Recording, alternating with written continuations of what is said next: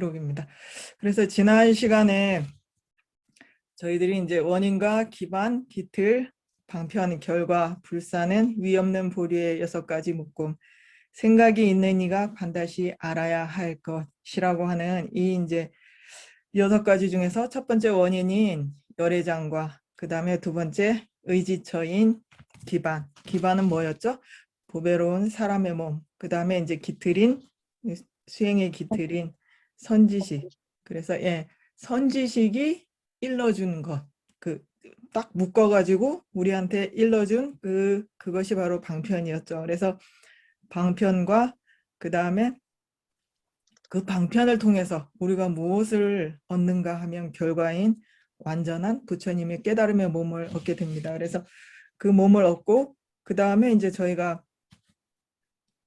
무엇을 해야 되냐. 깨달음을 얻은 이유는 바로 불사. 모든 중생을 뜻을 이루게 해주기 위해서 저희들이 성불을 하기 위해서 그 어려운 길을 가잖아요. 그래서 여기까지 했는데 지금 저희들이 이제 해야 되는 부분은 방편인 묶어서 스승께서 묶어서 일러주시는 그 부분 중에 첫 번째가 뭐였냐면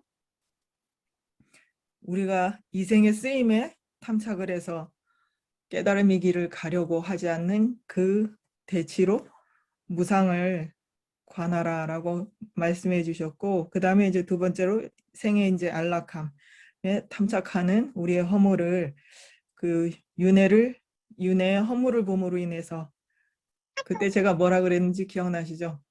아무리 꽃을 꽂고 뺑뺑이로 돌아도 뺑뺑이는 뺑뺑이더라 라고 하는 그 부분이 이 부분이었고, 이제 그리고 세 번째는 수행을 통해서 우리가 얻는 그 그침, 번뇌의 그침의 행복에서 빠져서 윤회에 더 나아가는 수행을 하고자 하지 않는 그 마음의 대치로 자비심을 관하라 해서 우리가 지난 시간에 자비심까지 했습니다. 그래서 오늘은 그러면 무엇에 대한 가르침이냐 하면 그 깨달음의 길을 몰라서 못 가는 사람들한테 깨달음의 길을 가는 방법을 알려주시는 그 부분입니다. 그래서 오늘의 네 번째 깨달음의 길을 가는 방법을 알지 못함의 대치라고 하는 것입니다. 그래서 첫 번째 이것은 이 12가지로 이제 요약을 해서 말씀을 하시고 계시거든요. 그래서 이게 이렇게 오늘 이렇게 양이 많아진 이유가 12가지나 돼요. 이 깨달음에 가는 길을 알지 못해서 못 가는 사람한테 너무나 자세하게 설명을 해주고 계십니다. 그래서 첫 번째 보이신 수행의 기반과 그 다음에 본질 갈래, 그 다음에 무엇을 보면서 우리가 이거를 수행을 해야 되냐, 그 다음에 원인과 그 다음에 그럼 보리심을 수행한다고 했을 때 보리심의 계를 어디서 받아야 되냐, 그 다음에 어떤 의식을 통해서 받아야 되냐, 그러면 받으면 이득이 뭐가 있나, 그 다음에 우리가 보리심을 잃어버리면 어떤 허물이 있는가, 그리고 이제 잃게 되면 어떤 원인에 의해서 우리가 잃게 되고, 그 다음에 잃어버렸을 때 다시 어떤 방식으로 고치게 되는지 그 방편과, 그러면 우리가 보리심 계를 받았다라고 했을 때 계라고 하는 것은 우리가 마음을 지키는 것이잖아요. 그 지킨다라고 했을 때 아무것도 쥐지 않고 손에 아무것도 쥐지 않고 지킨다 하면 뭔가 좀 어색하잖아요. 뭔가 손에 탁 쥐어놓고 창과 방패를 쥐어주고 그 다음에 지켜야 되잖아요. 그래서 창과 방패라고 할 수 있는 배워야 할 것들을 이렇게 12가지로 해서 우리 가르쳐 주고 계십니다. 그래서 다음 페이지.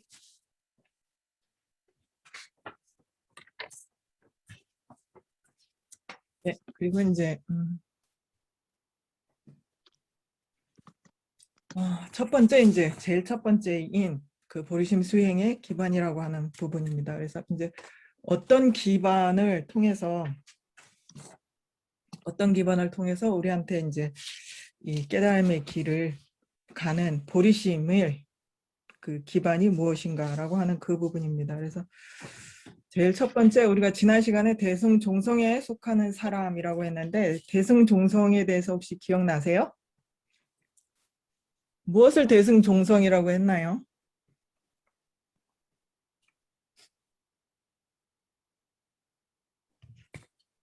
다들 이제 기억이 안 나시는구나.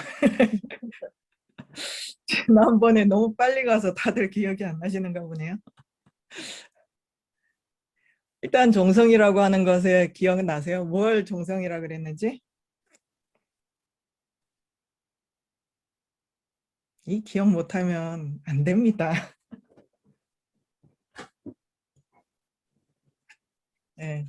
그래서 종성이라고 하는 것이 우리 마음의 그 공성, 우리 마음의 본래부터 본연의 자세, 본연으로 존재하는 공성, 그것이 우리의 종성이고, 그 종성 중에 이제 그 종성을 가지고 어떤 길을 가느냐에 따라서 그 성문 영각 종성이 있고, 그 다음에 보살의 길을 가는 사람한테는 보살 종성, 대승 종성이 있다라고 했죠. 그래서 대승 종성이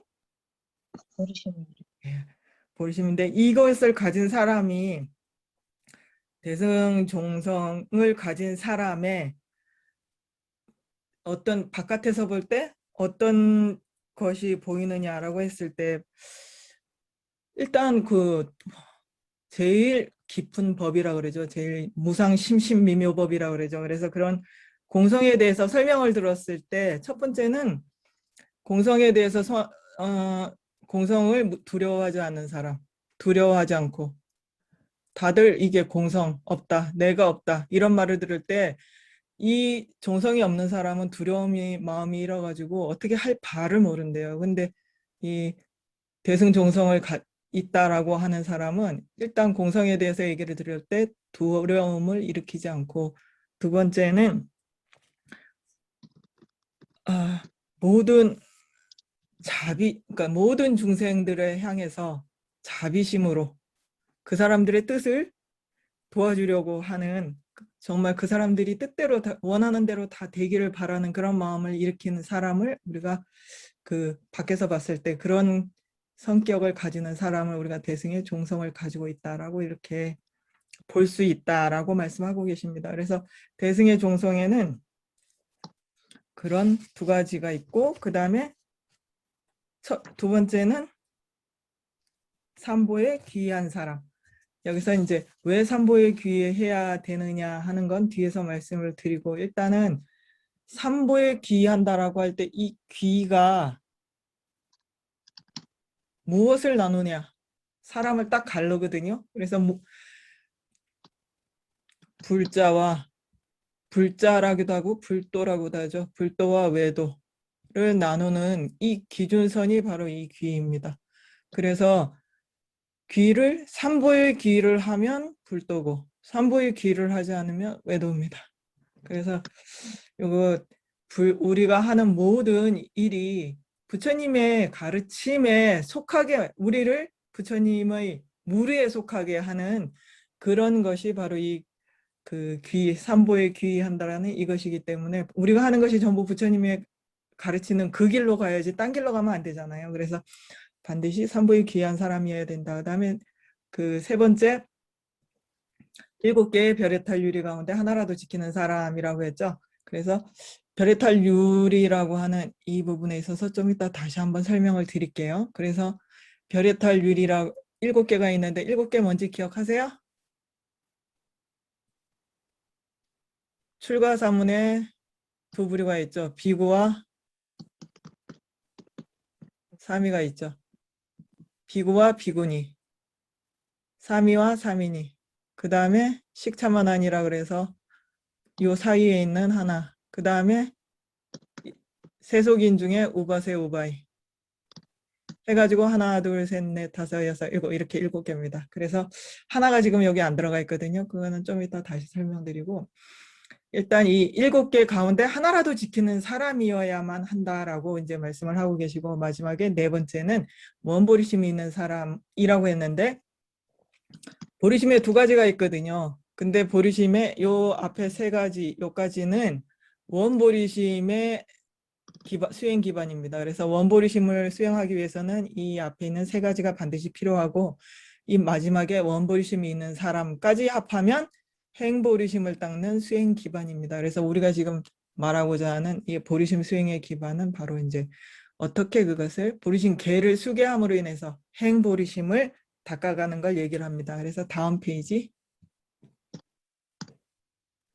그다음에 이제 두 번째가 삼부에 귀한 사람이었잖아요. 근데 이제 여기서 이제 우리가 삼부는 좀 이따 알아보기로 하고 먼저 기를 알아야 기를 할 거 아닙니까? 기가 무슨 뜻일까요?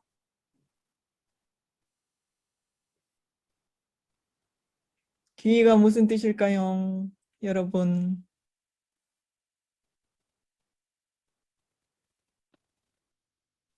기가 무슨 뜻일까요? 불구살림들하고 연결하는 것. 연결하는 거. 음, 이게 한번 무너졌다가 다시 세우니까 약간 삐뚤어졌네요. 약간 삐뚤어졌네. 여기서 우리가 사실은 한자를 쓰다 보니까 제대로 뜻을 이해 못하는 폐해 중에 하나가 바로 이 귀가 뭔지를 모르는 거예요. 그래서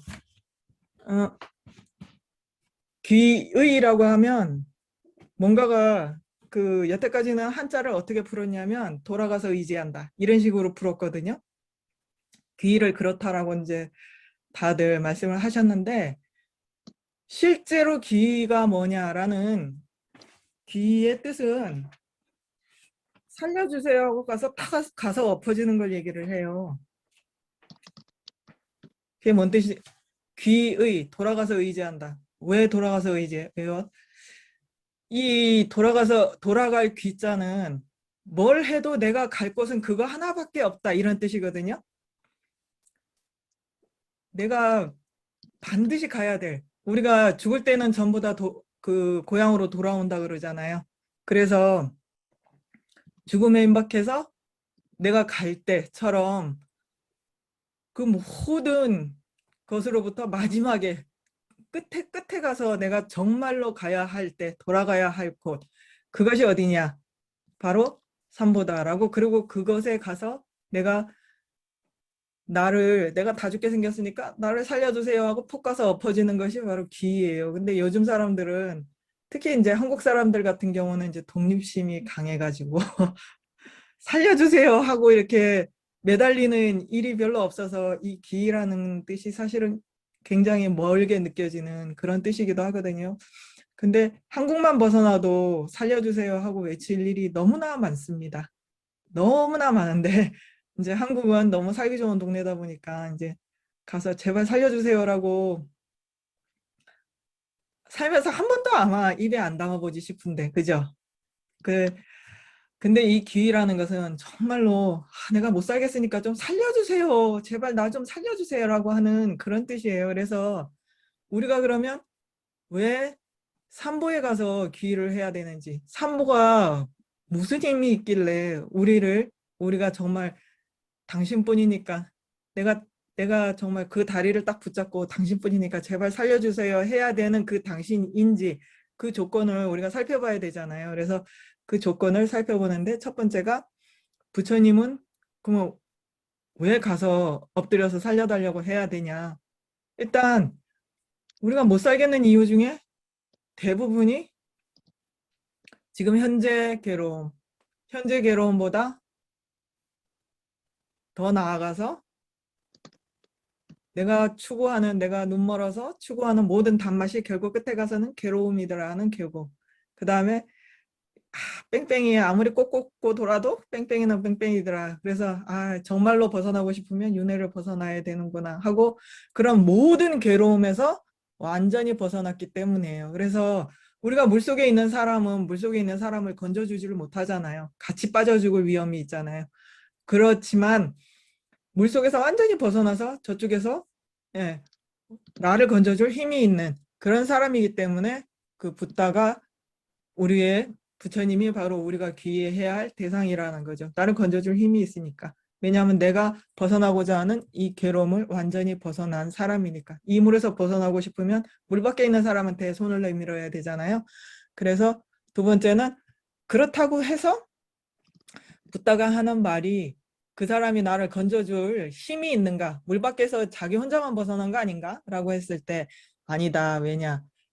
붓다가 하는 말이 내가 밖에 나갈 수 있는 방법을 제대로 설명하고 있더라. 내가 그 방법만 따라가면 나도 여기서 벗어날 수 있더라라고 해서 부처님의 법이 그래서 우리가 귀해야 될 대상이고, 그 다음에 이제 세 번째가 승가잖아요. 승가는 그러면 한 번만 그렇게 되나? 나도 저 사람만 그 방법을 따라가서 괴로움을 벗어났을 뿐이지 나는 안 되는 거 아닌가? 라고 했을 때 승가가 있어서 그 방법을 따라서 가서 누구라도 이 길을 가면 다 벗어난다라는 걸 보여주시는 거예요. 그래서 혼자 가는 것이 아니라 이미 간 사람이 아니라 내가 붙잡고 갈 수 있는, 내가 손을 붙잡고 갈 수 있는 그런 대상들, 이 사람들을 손만 붙잡고 가면 나도 벗어날 수 있다라고 하는 그런 이 세 가지의 보배로운 보배를 우리가 보배에 가서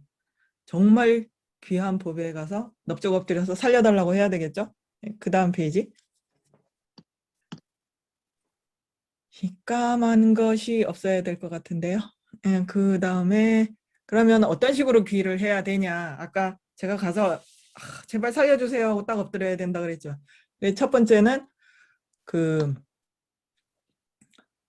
동된 귀의가 있고 차별된 귀의가 있어요. 근데 두 번째 이제 기반이라고 하는 것은 어떤 기반을 어떤 대상을 놓고 어떤 대상은 어떤 몸으로 우리가 어떤 기반이라고 하는 건 귀심이 일어나는 기반이거든요. 그래서 제일 첫 번째 공통된 거는 삼보를 신과 같이 여기는 사람인데 여기서 신이라고 하는 것은 뭐 우리가 귀신 잡신하는 그 신이 아니라 경전에서 신이라는 단어를 쓸 때는 나보다 뛰어나서 내가 하지 못하는 무언가를 할 수 있는 아주 그러니까 그러니까 세상을 좌지우지할 수 있는 힘이 있는 존재를 신이라는 단어를 써요. 그래서 부처님을 신 중에 신이라고 이렇게 표시를 하거든요. 그래서 우리가 생각하는 그런 귀신이 아니라 여기서 말하는 신은 우리 인간보다 월등한 존재를 다 신이라고 하는데 특히 이제 마음대로 뭐든지 마음 먹은 대로 다 이룰 수 있는 존재, 이런 존재를 신이라고 이렇게 표현을 합니다. 그래서 삼보를 그런 신과 같이 뭐든지 할 수 있는 그런 여기 가서 탁 엎드리면 뭐든지 도와줄 수 있는 그런 힘이 있는 존재라고 믿고 가서 엎드려야 된다는 거. 그다음에 두 번째 이제 차별적으로 어떤 차별이 있는가? 첫 번째 여기서 이제 차별이라고 하는 것은 우리가 무슨 사람 차별하지 마 할 때 그 차별이 아니라 공통해서 이게 다르게 구별되는 거잖아요. 다르게 구별되는 점이거든요. 그래서 이거를 보통 특수라고 특별 이런 식으로 하는데 특별 특수하고는 조금 뜻이 달라요. 그거하고는 약간 다른 쪽으로 차별이라고 하는 게 맞거든요. 차별적인 기반은 어떤 기반이냐면 우리가 이제 보통 귀에는 성문 영각 다 귀의할 수 있잖아요. 그 중에서도 이제 차별적으로 대승의 귀의심을 일으키는 사람은 대승의 종성을 가지고 그 다음에 천신 또는 사람의 이거 빠졌구나. 사람의 청정한 몸을 가진 이 천신 또는 사람의 청정한 몸을 가진 사람이 바로 이 대승 귀심을 일으킬 수 있는 사람입니다. 그래서 대승의 귀심을 일으키고 그다음에 대상은 이제 어떤 대상에 우리가 귀의를 할 것인가 불법승 삼보에 귀의를 하고 그다음에 이제 여기 이제 차별적으로 이제 나누어 보면 첫 번째 눈앞에 있는 대상 그다음에 깨달음을 현현한 그다음에 진여의 대상 이렇게 세 가지가 있습니다. 그다음 페이지. 예.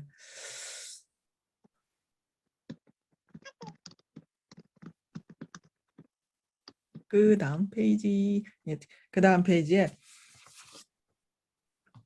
첫 번째 이제 귀 대상에서 조금 전에 그걸 좀 더 자세히 설명을 해드리면 이제 불법승 삼보에 기의를 한다라고 했잖아요. 그래서 불법승 삼보에 기의를 한다라고 했을 때 첫 번째 이제 불보는 무엇이 불보인가? 불보가 뭐라고 생각을 하세요?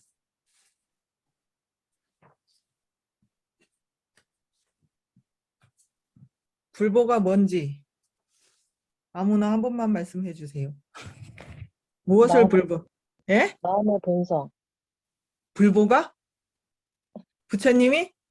여기서 불보라고 할 때 보배로운 보배가 되는 부처님, 붓다 이런 뜻이잖아요. 그래서 우리가 사실은 불법승 삼보를 제대로 알지 못해서 깨달음의 길을 제대로 가지 못하는 허물이 제일 크거든요. 일단 불법승 길을 해야 되는 대상인 불법승 삼보조차 제대로 알지 못해요. 그래서 첫 번째, 예, 잠깐만 5분, 잠깐만 30초만 저한테 시간을 주시죠.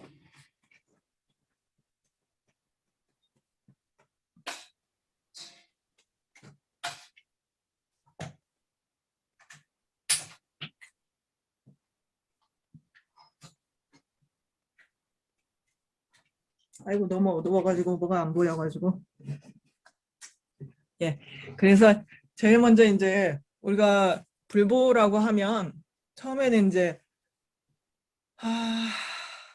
다들 부처님이라고 생각하기 쉽잖아요. 그리고 이제 법보 그러면은 부처님이 말씀하신 경전, 그다음에 승보 그러면 스님들 이렇게 생각을 하시는 게 이제 대부분이시거든요. 근데 사실은 불법승 삼보할 때 이 불법승하고 그다음에 부처님의 이것이 무엇인가?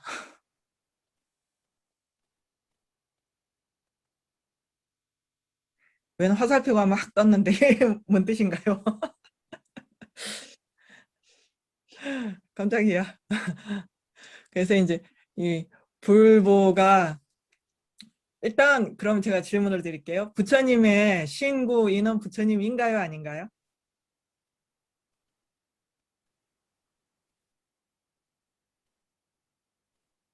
부처님인 것 같아요. 부처님의 신구인은 뭔가 말 같아서 부처님이어야 되죠. 그래서 그러면 보세요. 부처님의 흔들린다. 구의. 신은 부처님의 몸, 구는 부처님의 말씀. 이거는 부처님의 뜻. 자, 신구의 말씀이 있네요. 여러분들이 부처님 말씀을 대부분 법보라고 생각하지 않았나요? 네. 그러면 불보이면서 법보인 게 있네요. 그죠? 갑자기 법보가 없어져 버렸네요. 부처님이 돼버려서. 그래서 우리가 이렇게 부처님조차 제대로 알지 못하기 때문에 제 스승님이 그 말씀을 하세요. 우유가 맛있다는 걸 알아야지. 우유가 어디에 이롭고 우유를 마시면 어디가 이롭고 그다음에 우유를 마심으로 인해서 그러니까 우유가 어떤 맛이 나고 그런 걸 정말 우유가 맛있게 느껴져야 그런 걸 통해서 우유가 정말 내 입에서 맛있게 느껴져야 우유를 안 먹을래야 안 먹을 수 없는 나도 남이 우유를 먹으면 나도 얼른 뛰어가서 우유를 먹으려고 하는 그런 마음이 일어날 건데 이놈의 우유가 무슨 맛인지 우유가 몸에 좋은지 안 좋은지 생각도 안 하고 있으니까 남들이 다 우유 먹으러 뛰어가도 나는 갈까 말까 망설이고 있는 이유가 그거다라고 하셨거든요. 그래서 사실 우리가 불법승 삼보에 대해서 이렇게 자세히 살펴보는 시간들이 필요합니다. 이걸 알아야 우리가 길을 쓰고 깨달음의 길을 가려고 하잖아요. 근데 길을 쓰고 가지 않는 이유가 불법승 삼보조차 특히 그 열매인 우리가 이 길을 가서 그 끝에 있는 부처님조차 제대로 알지 못하기 때문에 가려고 하는 마음이 강하게 일어나지 않는 허물이 있거든요. 그래서 부처님의 신구인은 다 부처님이에요. 말씀도 부처님이에요. 그럼 여기서 이거는 뭔가? 이거는 부처님이 우리한테 펴 보이신 거. 12분교가 다 부처님의 말씀이시거든요. 근데 이걸 말씀하시는 것이 아니라 법보는 이걸 말씀하시는 거예요. 증득한 거. 도성제와 멸성제가 법보입니다. 그래서 여기서는 지금 이거 뒤에 가서 다시 설명이 되겠지만 이거는 편의상 그렇게 나눈 거고 진정한 법보는 도성제와 멸성제예요. 그래서 일단 얘가 이쪽으로 간다는 건 아시겠죠? 그 다음에 왜 그러면 불보가 우리의 기회의 대상이 되느냐? 일단 단이라고 했죠. 우리가 지난 시간에 배웠습니다. 부처님은 뭘 구족하셨다 그랬죠? 단멸 구족을 성취하셨다 그랬죠. 번뇌가 끊어짐. 번뇌가 완전히 끊어짐을 그 십지에 따라서 각 자기 몫의 끊어짐이 있는데 그 중에서도 완전한 끊어짐, 번뇌가 더 이상 일어나지 않고 완전히 뿌리 뽑힌 두 가지의 장애를 완전히 넘은 단멸 구족을 갖추시고 지혜 구족을 갖추신다 그랬죠. 지혜 구족은 뭐였죠? 진소유지와 여소유지 두 가지를 다 구족하게 갖춰서 우리가 모든 중생의 업을 손바닥에 유리구슬처럼 본다 그랬잖아요. 그다음에 이제 대라고 하는 것은 이거는 위대하다라는 뜻이에요. 그래서 위대하다라고 하는 이 대자가 이제 산스크리트어로 얘기를 하면 마하트마라고 하는 부분입니다. 그래서 우리가 마하트마 간디 할 때 이 마하트마가 여기에 들어가요. 그래서 이 그 위대함이라고 하는 이 본연으로서 존재하기 때문에 불교가 우리의 귀 대상이다라고 하는데 이 위대하다라고 하는 곳에 네 가지가 있어요. 그래서 뭐가 위대하냐? 제일 처음에 카리스마가 끝장이다라고 하는 카리스마가 부처님을 따라갈 사람이 없다라고 하는 거예요. 첫 번째고. 그래서 이거를 한자로는 위덕이라고 그러거든요. 영어로는 카리스마 그러죠. 그 앞에 가면 전부 다 기름 못 쓰고 깨갱하고 하는 그것이 이제 위덕이고, 두 번째가 열반이 위대하다라고 했어요. 열반이 모든 그 아라한들이 가지는 해탈의 끝판왕이 열반이잖아요. 그래서 열반이 모든 해탈의 가장 위대한 그 열반을 성취하셨기 때문에 열반의 위대함을 가지시고, 그다음에 세 번째는 공덕을 갖추셨다. 그래서 아라한들, 그때 아라한과 그 팔지보살의 선정에 들어가서 자기가 깨달았다고 착각하는 그 순간에 부처님이 이렇게 공덕의 몸을 탁 보여줘가지고 네가 안 가진 거 있거든 하고 보여준다 그랬잖아요. 그래서 공덕의 끝판왕. 그 다음에 네 번째로 모든 중생을 끝까지 버리지 않는, 한 중생도 끝까지 버리지 않는 그 위대함이 있다라고 하는 이 네 가지가 있습니다. 그렇기 때문에 한 중생도 이 세 가지의 위대함을 가지고서 한 중생도 끝까지 버리지 않는 분이기 때문에 나도 그 안에 들어가잖아요. 나도 끝까지 버리지 않는 중생 안에 들어가기 때문에 기일을 해야 되는 거죠. 그 다음에 이제 두 번째 법보는 우리가 도성제와 멸성제라고 그랬잖아요. 그래서 아까 그러면 저 사람이 간 길, 이 길로 가면 다 괴로움에서 벗어나라고 하는 그 길대로 따라가면 되나 하는 그 깨달음의 그 길. 그 다음에 멸성제는 뭐냐? 여기에 이제 우리가 다음 시간에 할 오이 십지가 있죠. 그 길을 따라가는 그거고, 그다음에 멸성제는 그렇게 그 길을 가서 번뇌가 다한 거, 그걸 이 두 가지가 법보예요. 그래서 법보에는 이 두 가지가 있다. 그다음에 이제 승보는 보살 성인을 얘기를 합니다. 보통은 이제 스님들 승가 그러면 구족계 4인 이상이면 비구 스님 4명 이상이면 승가다라고 이렇게 얘기하는 것은 이건 조금 다른 문제예요. 이건 다른 문제고, 여기서는 지금 승보라고 하는 보는 우리를 건져줄 수 있는 힘이 있어야 되잖아요. 근데 구족계 받은 4명 이상이 우리를 건져줄 힘이 있나요? 없잖아요. 그래서 반드시 성인이어야 돼요. 왜냐? 공성을 한 번이라도 제대로 본 사람이 세상에 보이는 대로 있지 않다라는 걸 설명할 수 있잖아요. 그렇지 않고서는 자기도 똑같이 헛개비 보고 있는데 우리한테 네가 보는 거 헛개비야 라고 얘기할 수 없잖아요. 제대로 건져줄 수 없잖아요. 그래서 여기서 반드시 성인이어야 된다라는 거고, 그 와중에서도 보살이어야 된다라는 거예요. 그 다음에 이제 두 번째로는 사향사과의 그러니까 성인이거든요. 성문 영각의 성인을 사향사과라고 얘기를 합니다. 그래서 성문 그 팔성인이라고 얘기하는데, 사향이라고 하는 것은 여러분들 그 금강경은 보면 많이 나오잖아요. 사향사과 들어보신 적 있으세요?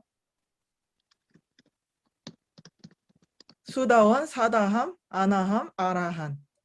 예, 아라한의 향이라고 하는 것은 그쪽을 향한 사람, 과는 그걸 성취한 사람이거든요. 그래서 아라한 향이라는 것은 지금 막 참선에 있어서 번뇌를 끊고 있는 중인, 예를 들어서 이거예요. 우리가 밥을 먹는다라고 했을 때 밥 딱 한 숟가락을 뜨기 시작하면 밥을 먹고 있는 중이잖아요. 그래서 밥을 한 그릇을 딱 비워서 더 이상 먹을 밥이 없으면 예, 밥을 다 먹었다라고 하잖아요. 요 선이 과고 한 숟가락 떠서 먹어가고 있는 이 중이 향이에요. 그래서 번뇌를 끊어야 할 번뇌를 끊고 있는 중인 때는 수다원 향, 아나함 향 이런 식으로 하고 그 다음에 딱 다 끊어서 그 끊어진 멸을 성취하면 과라고 얘기를 해요. 그래서 요 사향 사과의 성인이 있고 그 다음에 이제 그 밑에 있는 구족계 사인이라고 우리나라에서 보통 얘기하는 승가라고 하는 거는 율장에서 나오는 말이거든요. 근데 이 율장에서 말하는 이 승가라고 구족계를 받은 비군이는 8인 이상이어야 되거든요. 그래서 이 4인 이상을 승가라고 한다라고 하는 이 부분은 그 승단이 해야 되는 네 가지 일이 있거든요. 안거, 해제, 안거, 해제, 포살 이렇게 세 가지 일이 있는데 이 세 가지 일을 하는 대상, 그 대상의 승가를 얘기를 해요. 그거 이제 구족계 4인 이상이다라고 하는 그 부분이고 이거는 우리가 비하는 대상하고는 전혀 다른 그런 얘기예요. 그래서 이거를 헷갈리시지 않기를 바랍니다. 그래서 이 부분은 근데 왜 그렇게 하냐라면 뒤에 아까 이 부분하고 똑같은 거예요. 뒤에 다시 한번 얘기를 드리겠습니다. 그래서 다음 페이지. 네. 그 다음 페이지 이제 여기 보면 눈앞에 있는 대상 있잖아요. 그래서 눈앞에 있는 대상에는 열의 상과 열의 부처님의 상, 그 다음에 대승경전, 이 대승경전, 우리 눈앞에 있는 경전 있잖아요. 이 경전이라고 했죠. 이거하고 부처님의 말씀인 경전, 이 대승 경전이라고 할 때 이 경전이 책하고 경전하고 다르거든요. 경과 전은 다르거든요. 예. 경은 말씀이에요. 소리예요, 소리. 본질이 소리입니다. 그래서 여러분들이 반야신경을 외울 때 그 반야신경이 여러분들 입을 통해서 소리로 나올 때 비로소 그게 반야심경이에요. 소리거든요. 근데 이제 그게 책에다 이렇게 적으면 그 책에 적은 책은 경전이라고 얘기를 하죠. 그래서 이 경전과 그다음에 승가라고 하는 보살 승가, 그 성인이 아니라 보살 승가라고 하는 이 부분은 이제 우리 눈앞에 그러면 부처님의 신구에는 우리 눈에 보이지도 않아요. 그죠? 법도 부처님의 그 도성지하고 멸성지 우리 눈에 보이지도 않아요. 그럼 우리가 귀를 어떻게 해요? 라고 했을 때 보이는 이것을 그걸로 삼아서 예, 그러니까 안 보이니까 보이는 걸 대신 그거라고 생각을 하고 기를 하라라고 이렇게 말씀을 하셨기 때문에 그게 전해지다 보니까 그런 식으로 된 거예요. 그래서 부처님의 우리가 불상을 경전에 나오잖아요. 우리 부처님이 안 계신 뒤에 제가 어떻게 그 부처님께 기를 합니까? 그러니까 부처님께서 똑같이 닮은 상을 거기다 대고 해라 이렇게 말씀하셨잖아요. 그리고 나서 부처님이 그 열반경에 부처님이 열반하시면 그러면 우리는 누구를 믿고 이렇게 가야 됩니까? 라고 했을 때 너희들을 보호해 줄 수 있는 것은 오직 너희들 뿐이지만 오직 너희들을 구해줄 수 있는 건 너희들 뿐이야. 하지만 내가 이미 법을 설했으니 그 법을 나라고 생각을 하고 따라와라 라고 말씀을 하셨거든요. 그래서 부처님의 말씀을 적어놓은 경전을 우리가 보고 따라가는 겁니다. 그래서 부처님의 말씀, 부처님의 말씀 우리 눈에 안 보이잖아요. 귀에도 안 들리고. 근데 그걸 적어놓은 경전을 그거라고 생각을 하고 따라가는 거예요. 그리고 이제 세 번째 승가라고 했을 때 그 보살마살, 성인들은 우리 눈에 우리가 성인인지 아닌지 모르잖아요. 내 앞에 있는 사람이 부처님의 화연인지 성인인지 어찌할 겁니까? 그죠? 알 수 없죠. 그냥 보살의 길을, 이 길을 같이 가고 있는, 내 옆에서 지금 이 길을 같이 가고 있는 그 승가를 대상으로 그렇다라고 생각을 하고 가는 거예요. 그게 우리가 할 수 있는 한계이기 때문에. 그 다음에 이제 또 차별에 있어서 이제 깨달음을 현현한 대상으로서의 기 대상이 있거든요. 그래서 이거는 그냥 우리 눈앞에 있는 거고, 이거는 깨달음을 현현한 대상이에요. 그래서 보살 마하살, 마하살은 성인이란 뜻이거든요. 공성을 제대로 본 사람을 마하살이라 그러고, 그 다음에 이제 이거는 승가고, 법보는 정법과 정멸로서의 법이잖아요. 정법이 뭐예요? 깨달음의 길, 도성제, 그 다음에 정멸, 정멸은 뭔가요? 멸성제. 예. 그 다음에 이거는 삼신, 부처님의 삼신이 뭐죠? 법신보신 하신? 거신보신 화신으로서의 그걸 다 갖추신. 왜냐? 화신을 갖추지 않으면 우리하고 아무 상관이 없잖아요. 우리 눈에 보이지도 않는데. 그죠? 지혜 법신을 갖추지 않으면 완전한 깨달음을 갖추지도 않고 우리가 무슨 생각하는지도 모르는데 어떻게 도와줘요? 내가 뭘 필요하는지 알 수가 없잖아요. 그래서 삼신을, 본연의 삼신을 다 갖춘 공덕이 원만보신, 그 다음에 우리를 위해서 오신 화신, 그 다음에 법신. 이 세 가지를 본연 원래부터 하나로 갖추신 그런 부처님, 하나도 빠지지 않은 그런 부처님이 바로 이제 우리 귀 대상이다라고 하는 것이고, 그 다음에 이제 진여의 대상으로서 여기 얘기하는 이제 진재로서의, 진여의 대상으로서의 귀 대상은, 그러면 이 불법승 삼보 중에 진정한 귀처는 어디냐라고 이렇게 얘기를 했을 때, 우리의 진정한 귀처는 사실은 법보다라고 얘기를 하시거든요. 근데 여기서 말하는 진여의 대상이라고 하는 것은 이 진여의 대상이라고 하는 거와 진정한 귀처라는 걸 구분을 하셔야 돼요. 진정한 귀처는 법보라고 하셨어요. 왜냐? 법보가 아까 도성제와 멸성제라고 그랬잖아요. 그래서 깨달음의 길을 통해서 우리가 번뇌가 끊어진 이 부처님이 이 법보, 내가 말한 이 법을 너희들의 이끄는 길 안내자라고 생각을 하고 그대로 따라오라라고 이렇게 열반경에서 설명하시겠잖아요. 그래서 진정한 우리의 기초는 법보거든요. 법을 성취한 사람이 불이잖아요. 그래서 진정한 귀처는 법보이지만 여기서 진여의 대상이라고 하는 이것은 무슨 뜻이냐?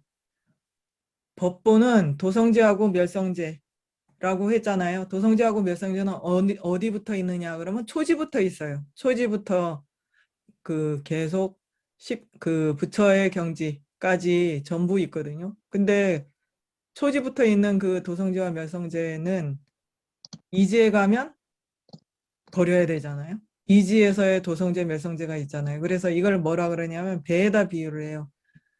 배와 같기 때문에 그 다음 페이지를 보시면 예, 예, 배와 같이 그 다음 단계를 가면 버려야 되는 것이기 때문에, 그 다음에 헛되기 때문에라고 하는 것은 예, 이,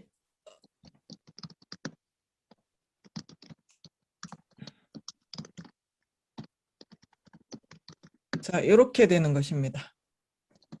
법과 승가는 영원한 기초가 아니라고 이제 보성론에서 나온 이유가, 여기서 이제 영원한 기초라고 하는 것은 변치 않는 그런 뜻이거든요. 변치 않는. 그 다음에 확실한 그런 뜻입니다.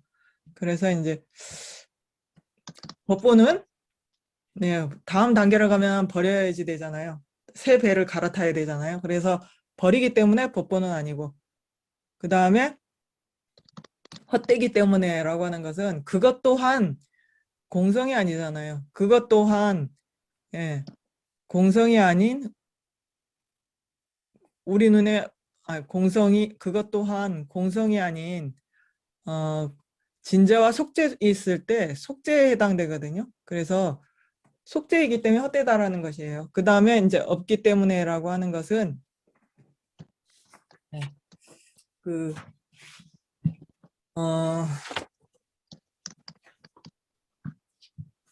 예.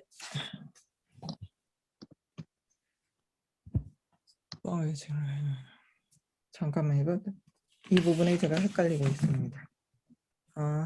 예. 그 없기 때문에라고 하는 것은 그것이 나중에 가면서 뭐가 없기 때문이더라? 이게 기억이 잘 안 나네요. 잠깐만요. 제가 이거는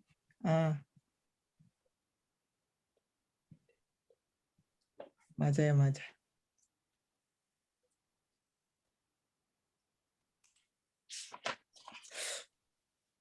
이거는 그 없기 때문에라고 하는 것은 잘못된 견해에 의해서 일으킨 것을 얘기를 하거든요.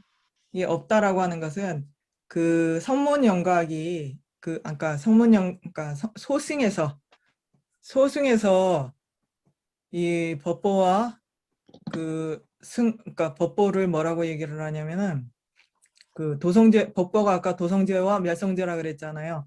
이 도성제와 멸성제를 뭐에다 비유를 하냐면 그 등잔에 이렇게 등잔이 이렇게 있으면 등잔에 심지가 이렇게 있잖아요. 예, 등잔이 이렇게 있으면 등잔에 심지가 요 기름이 있잖아요.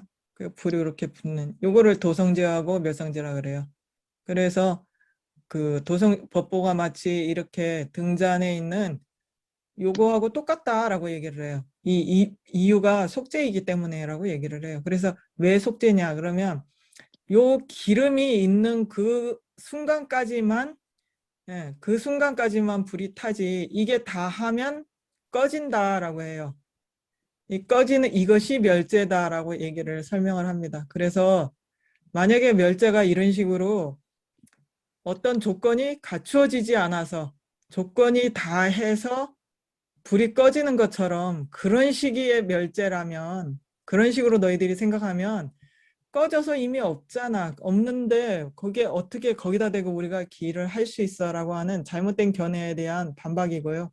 그 다음에 이제 여기 두려움이 있기 때문에 라고 하는 것은 승보입니다. 그래서 승보가 아직 성인들이 특히 이제 마지막으로 그 두려움을 이겨내야 되는 부분이 팔찌 이상, 그 다음에 이제 아라한들이 그 다음 반야신경 설명할 때 아마 제가 다시 한번 설명을 드리겠지만 마지막으로 넘어야 되는 관문이 바로 이 두려움이거든요. 이 두려움은 뭐냐면 나와 남이 둘이 아니라고 하는 그 마지막에 나와 남을 구분하는 그 마지막 습기가 있는데 그것을 넘지 못하기 때문에 그 제10지에서 법운지에서 그러니까 성불을 못하고 남아있는 마지막 습기가 그거거든요. 그래서 그 두려움이 남아있는 동안은 우리의 두려움을 완전히 없애줄 수가 없잖아요. 그래서 그 두려움이 남아있기 때문에 승보는 우리의 진정한 영원한 변치 않는 확실한 기이천은 아니다. 그럼 무엇이 확실한 기이천이야? 이 모든 것을 다 건넌 오로지 붓다만이 진정한 기이처다라고 하는 것입니다. 그래서 그 다음 비지. 네. 그 다음에 이제 그 언제까지 이게 시간이 이제 때라고 하는 언제까지 그러면 귀를 해야 되냐? 귀심이 그러면 첫 번째 살아있을 때까지입니다. 이게 이 귀심이라는 것은 한 생에 내가 이 생에 이 몸을 가지고 귀합니다라고 하는 것은 이 몸을 가지고 있는 그러니까 이 몸이 제가 그랬잖아요. 살려주세요라고 하는 거라고. 이 몸이 살아있을 때까지만이에요. 죽은 다음에 아무 소용없어요. 죽은 다음에 살려주세요 할 필요가 없잖아요. 그래서 이 몸이 살아있을 때까지만 해당이 되는 얘기고 그 다음부터 죽는 그 순간부터 귀심이 없어지거든요. 그래서 공통된 것은 살아있을 때까지 해당이 되고 그 다음에 이제 차별적으로 우리는 그러면 대승에서는 어떻게 그 일반 귀의심하고 차이가 있느냐? 그 성문영각과의 차이는 무슨 차이가 있느냐라고 했을 때 지금부터 시작해서 지금 우리가 귀의합니다라고 하는 이 순간부터 처음에 우리 귀의게 했죠.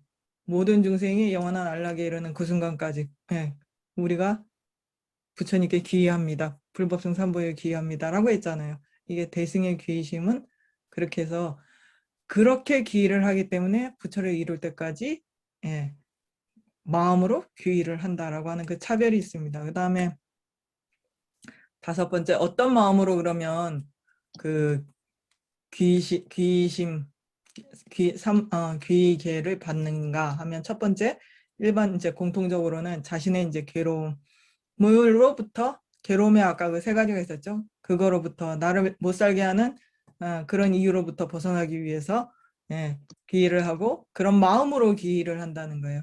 귀의합니다라고 할 때 그 상태의 마음이에요. 여기서 마음이라고 하는 것은 제가 그때 그거 했었잖아요. 생각사하고 생각의 차이가 있다 그랬잖아요. 네. 여기서는 이거예요, 이거. 그래서 여기서 어떤 마음으로 하면 귀의합니다라고 하는 그 순간의 마음이에요. 그 다음에 차별적으로는 이제 대승에서는 내 자신의 괴로움이 아니라 모든 중생을 괴로움으로부터 영원히 해탈을 시키기 위해서 열반에 이르게 하기 위해서 우리가 귀의를 하기 때문에 남들의 괴로움을 위해서 우리가 귀의를 한다는 것. 그 다음에 의식에는 이제 이거는 여러분들이 그 책을 잘 읽어봐 주시길 바랍니다. 너무 길어서 제가 뺐습니다. 그래서 이 부분에서는 그 산티데바의 그 귀의를 하는 방법에 대해서 이렇게 나와 있거든요. 그래서 그 부분에 대해서 읽어보시길 바라고, 그 다음에 하는 업이라고 하는 것은 업은 여기서 이거거든요. 생각사. 그래서 이것을 함으로 인해서 우리가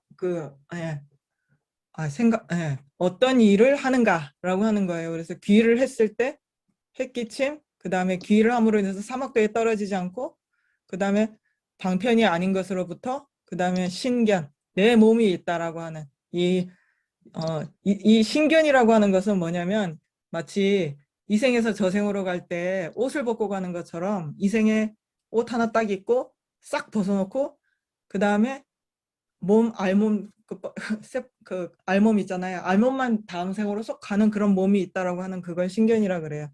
그래서 그 신견으로부터 이 귀의를 함으로 인해서 보호를 한다라는 것이고, 그 다음에 이제 대승의 귀의는 소승이야 모두로부터 보호를 한다는 거예요. 소승으로 떨어지는 것까지도 보호를 해준다는 거예요. 그 다음 페이지.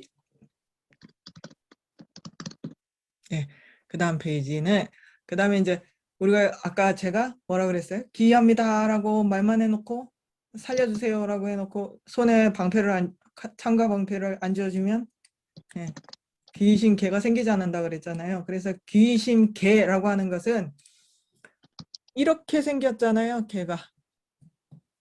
그래서 마음에 창을 들고 내 마음을 딱 철책을 방패를 딱 세워가지고 딱 지키고 있는 것이거든. 이게 개자거든요. 그래서 개는 우리말로 하면 지키는 마음이에요. 그래서 지키는 마음이고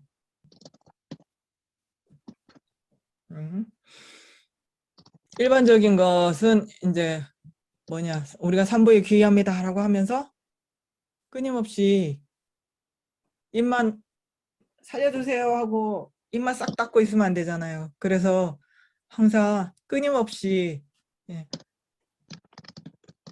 공양을 올리려고 하는 것. 그 다음에 내 마음에 삼보를 저버리지 않는 것. 이 부분에 있어서 여러분 제가 요즘에 느끼는 바가 뭐냐면 제가 요즘에 가장 그러니까 힘주어서 말하고 있는 부분이기도 하고 제가 이 법회를 통해서 여러분들이 이 부분을 가장 신경을 써주셨으면 좋겠다라고 하는 부분이 이겁니다. 그래서 우리 그 다람살라 법회 중에 무슨 일이 있었냐면 다람살라 법회를 하다가 이제 어느 우리나라의 어른 스님이 한 분이 오셔가지고 질문을 하셨어요. 질문을 하셨는데 당신 질문을 좋은 질문을 하셔가지고 당신이 너무너무 기분이 좋아가지고 막 고양이 돼가지고 이쪽에서 저쪽으로 질문을 하기 위해서 펄쩍 뛰어오셨거든요. 근데 중요한 건 그 밑에 그 법회 자료가 있었어요. 그 법회 자료를 우리가 아까 뭐라고 했냐. 법보의 근본을 존중해 담은 경전과 문헌 한 구절까지도 존중하는 것이라 그랬잖아요. 네.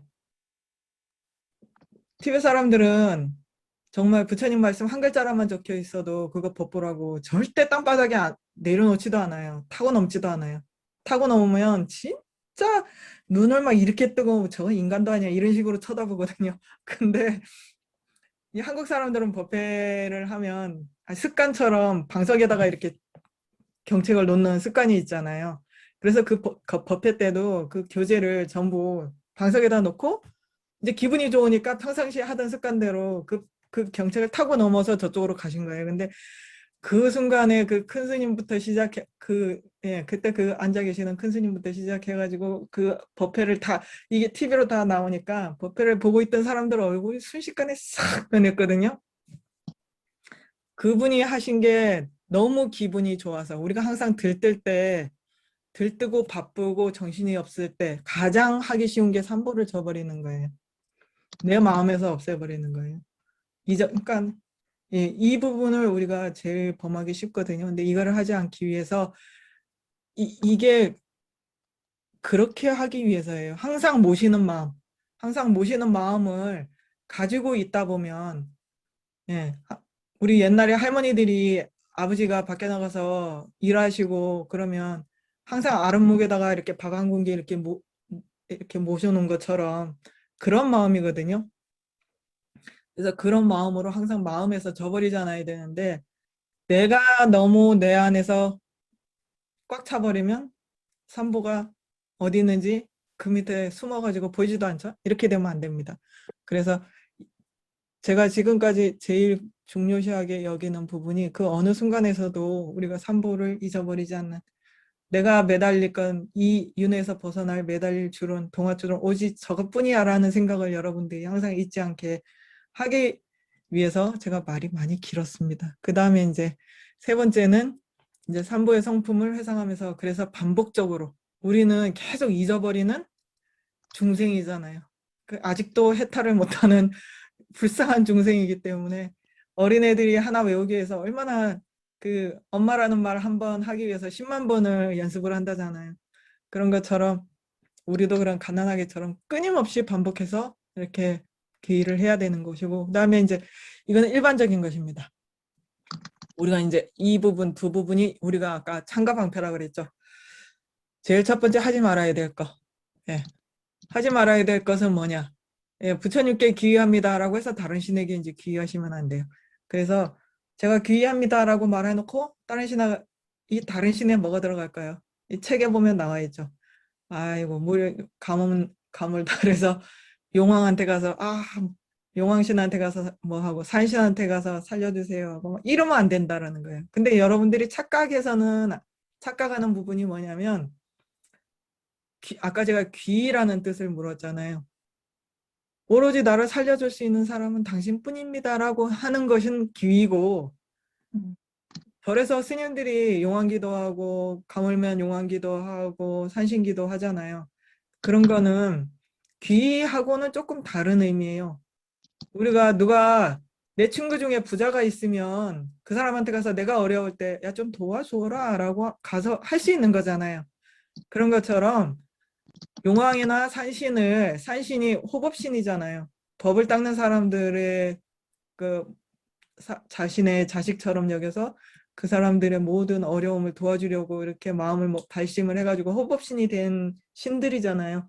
그래서 그 신들한테 아까 신은 우리한테 없는 힘을 가졌다 그랬잖아요. 그래서 법으로서 이 길을 같이 가는 나보다 좀 더 힘 있는 법으로서 가서 좀 도와주세요 라고 하는 거하고 나를 살려줄 수 있는 건 오직 당신뿐이야라고 하고 가서 매달리는 건 천지 차이거든요. 그러니까 그 두 개를 구분하셔서 용왕기도하고 산신기도 할 때는 법으로서 나보다 힘이 있는 부잣집에 가서 아, 우리를 도와주기 위해서 호법신이 되셨으니까 좀 도와주세요라고 하는 거예요. 그 차이가 있는 거예요. 그래서 제가 아까 귀의 뜻을 바로 알아야 된다라고 하는 이유가 그거고, 그래서 귀의를 하시면 안 돼요. 도와달라고 하셔도 돼요. 귀의를 하시면 안 돼요. 그 다음에 두 번째는 그 법보에 귀의합니다라고 이렇게 하면서 우리가 뭘 하지 말아야 되냐. 법보라고 하는 것이 부처님의 말씀이 결국은 모든 중생을 영원한 행복에 이르게 하기 위해서잖아요. 그러면서 중생을 해치면서 그 중생들을 해치면서 중생들을 위해서 내가 이 길을 간다라고 하면 말이 모순이 되잖아요. 그러면 목이 죽이면 안 되네. 이렇게 말 또 하시는 분이 계시잖아요. 다른 중생을 해쳐서는 안 된다는데 그럼 바퀴벌레 죽이면 안 돼요? 꼭 이렇게 묻는 분들 계시거든요. 그거는 좀 이따 보시 바람일에 가서 제가 설명을 드리도록 하겠습니다. 여러분들은 그동안 조금 더 생각을 해보시고 자, 승가에 기합니다라고 이렇게 얘기하시면서 뭘 하지 말아야 되냐면 이교도에 이 승가라고 하는 것은 우리의 길을 가는 길벗이잖아요. 깨달음의 길을 같이 가는 도반이잖아요. 그래서 이교도들한테 의지해서 가면 안 된다라는 거예요. 우리의 의지하는 우리 이 길을 가는 의지는 누구냐? 바로 승보다. 그래서 이교도들하고 같이 어울리지 말아라라고 하는 그런 것이 있고 여기서 어울리지 말아라라고 하는 이 부분에서 또 헷갈리시면 안 되는 것이 이렇게 이렇게 제가 화가 뭐라 그랬냐면 다른 사람을 향해서 이렇게 마음이 딱 맞서는 게 화다라고 했잖아요. 여기서 의지하지 말라, 어울리지 말라라고 했을 때 이렇게 하라는 얘기가 아니에요. 이렇게 하되 그러니까 견해가 다르기 때문에 아직 우리는 견해가 다르기 때문에 이교도들하고 같이 가면 계속 싸우고 보는 곳이 다르기 때문에 어쩔 수 없이 다른 방향으로 가잖아요. 그렇기 때문에 마음으로 이렇게 하되 행에 있어서 지금은 아직 인연이 아니고 때가 아니기 때문에 마음으로만 내 안으로 이렇게 하지 도와달라고 하면 언제든지 도와주되 내가 가서 의지하지 말라는 얘기예요. 방향을 아시겠죠? 내가 가서 이렇게 붙잡지 말고 이쪽에서 붙잡아 오면 붙잡혀 주되 내가 이렇게 붙잡지 말라는 얘기예요. 그 다음에 이제 해야 될 것은 뭐냐면 모든 형태의 불법 여기서 의지한다는 거는 아까 말씀하신 기의하고는 다른 거네요. 전혀 다른 거죠. 그러니까 여기서 의지한다는 거는 제가 예를 들면 이런 거예요.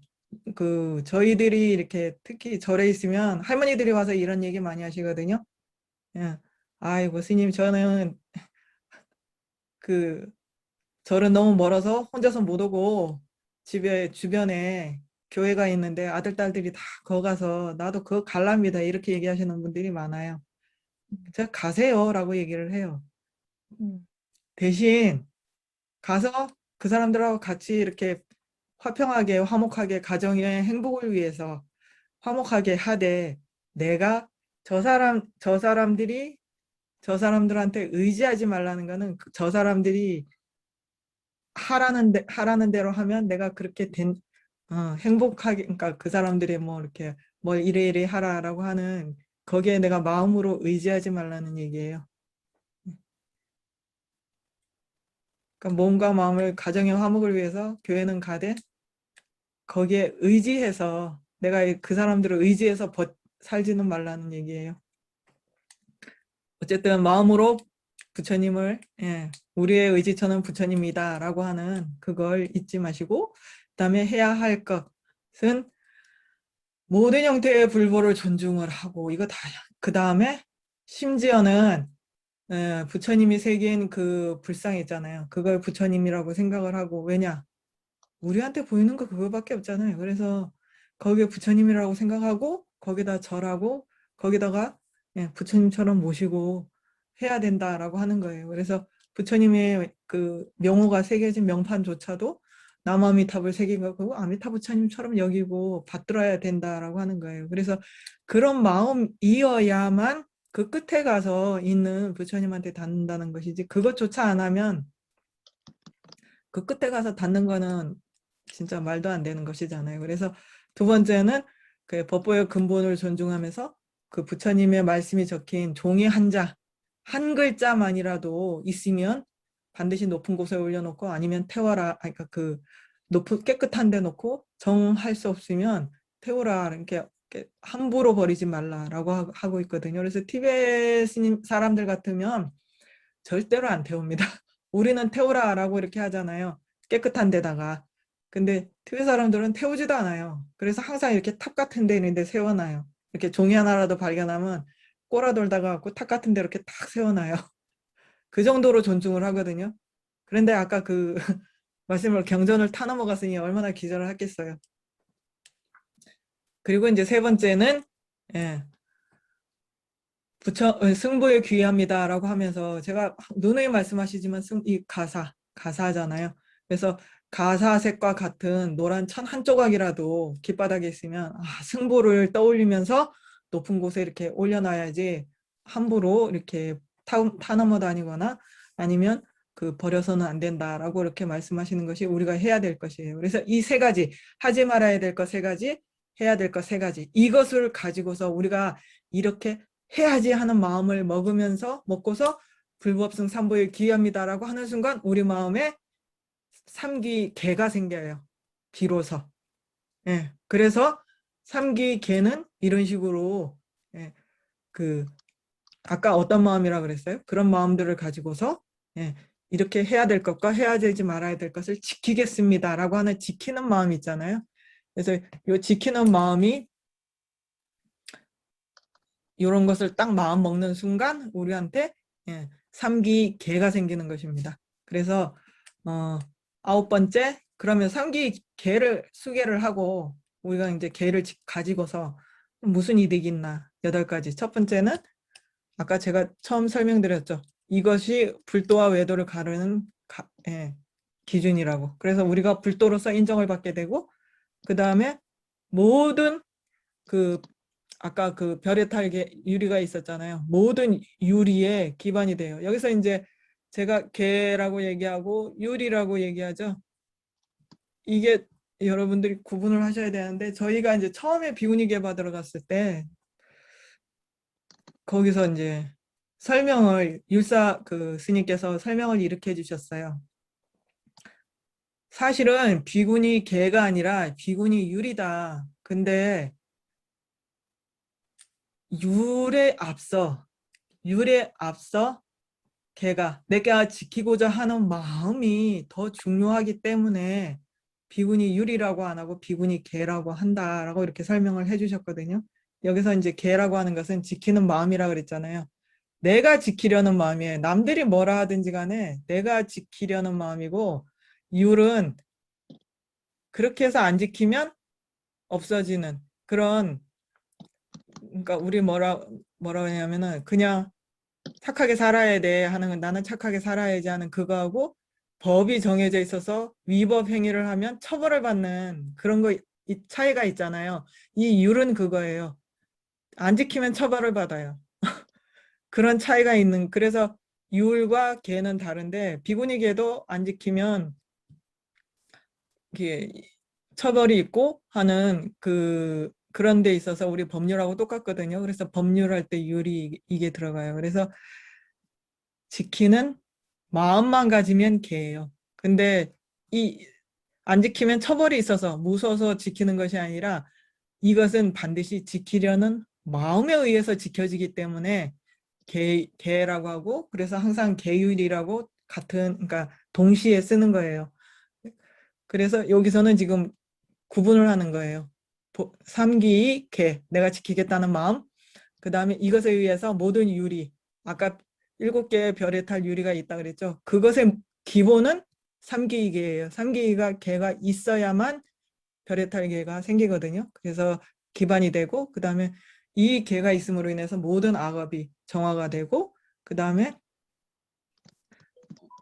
모든 인간과 비인간들의 장애로부터, 예, 비인간들이라고 하는 건 뭐 잡신, 뭐 이런 요정, 뭐 이런 것들이에요. 그런 것들로부터 방해를 받지 않고 그 다음에 모든 원하는 대로 다 이루어지게 되는 근간이 되고 그 다음에 대공덕의 인연을 성취하게 되는 기반이 되고 그 다음에 사막도로 떨어지지 않고 그 다음에 완전한 깨달음을 빠르게 성취할 수 있는 그런 이득이 있다라고 하는 것이고 그 다음 비지.